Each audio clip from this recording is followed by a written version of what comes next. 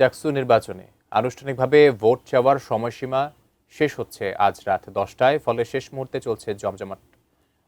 এই প্রচারণার শেষ মুহূর্তের খবরাখবর জানতে ঢাকা বিশ্ববিদ্যালয় থেকে যুক্ত হচ্ছেন সহকর্মী ফেরদৌস রহমান। তিনি ক্যাম্পাসে আছেন, তার কাছ থেকে পরে ডাকসু নির্বাচনের যে প্যানেলগুলো যারা ছাত্রদের ভোটের জন্য লড়াই করছেন তারা কেউ প্রচারণা করতে পারবেন না এবং সেটি শেষ হয়ে গেছে। আমরা পুরো ক্যাম্পাসটা একটু চক্কর দিয়েছি, আমরা দেখেছি যে মোটামুটি শান্ত পরিবেশ।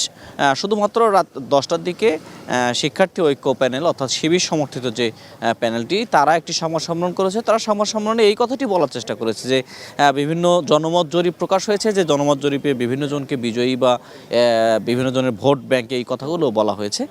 তারা বলছেন যে কোনো ধরনের জনমত জরিপ দিয়ে অথবা কোনো ধরনের প্রেডিকশন দিয়ে আসতে এটা করা সম্ভব না। শিক্ষার্থীরা যাকে নির্বাচিত করবেন তিনি আগামী 1 বছরের জন্য ডাকসুর নেতৃত্বে আসবেন এবং ছাত্রদল, বামজোট এবং যারা স্বতন্ত্র আছেন তারা সবাই কিন্তু মোটামুটি একই ধরনের কথা বলেছেন। আপনি জানেন যে শুরু থেকে ডাকসু নির্বাচন নিয়ে বেশ সরগরম ছিল, নির্বাচন কমিশনের বিরুদ্ধে বিভিন্ন রকম অভিযোগ ছিল, একে অন্যের বিরুদ্ধে অভিযোগ ছিল, কিন্তু সব মিলিয়ে সবাই এখন শেষ সময়ে এসে শিক্ষার্থীরা সঠিক পরিবেশে ভোট দিতে পারবেন এইটা তারা প্রত্যাশা করছেন এবং তারা আশা করছেন যে তাদের সেই ভোটটা নিজেদের প্যানেলের দিকে পড়বে।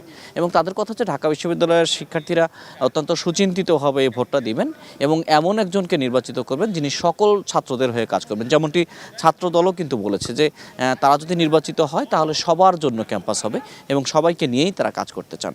কথা সবাই বলছেন। ডাকসু নির্বাচনের আনুষ্ঠানিক প্রচারণা শেষ। এখন যেটি হবে সেটি যে মনে মনে ভোটাররা নির্ধারণ করে নেবেন যে কাকে তারা নির্বাচিত করবেন। আগামী 9 তারিখে ডাকসু নির্বাচন অনুষ্ঠিত হবে, সেই প্রস্তুতি পাওয়া যায় একেবারেই শেষ হয়ে গেল।